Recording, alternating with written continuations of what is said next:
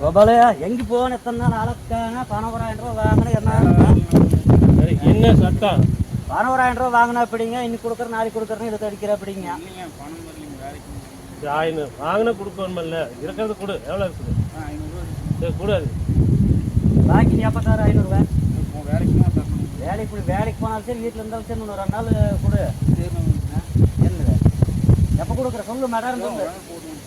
சரி ஏப்பா எங்கிட்ட வாங்கி எத்தனை நாள் ஆச்சு? எங்கிட்ட 1000 ரூபா வாங்கி எத்தனை நாள்? 2-3 நாள் ஆச்சு. ஏ தப்பு தான், உங்க பார்க்கவும் இல்லை, ஒன்றும் இருந்த ஒரு 500 ரூபா இருக்குதுங்க, 500 ரூபா இருக்குதுங்க.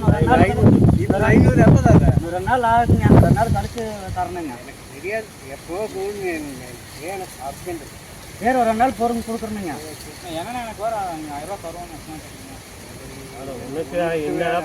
இன்னொரு வரைக்கும் பேசிட்டு சொல்லிக்கோங்க.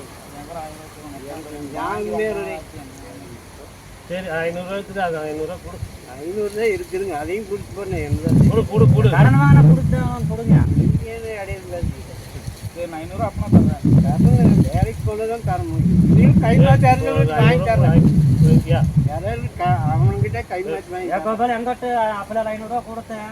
2 நாள் கழிச்சு தரேன்னு சொன்னா என்ன பண்றேன்? 2 நாள் ஆச்சுல.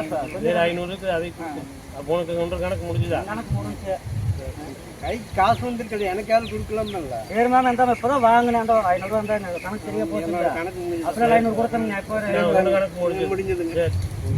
அவ்வளோதான் கணக்கு. எப்போ பணம் தர? 500 ரூபா தரும். உனக்கு நீ 1000 பாக்கி இருக்குதா? சரி அங்கே கொடுத்து வேலை முடியும். ஏன் அடுத்த வாரம் வாங்கக்கூடாதா? கணக்கு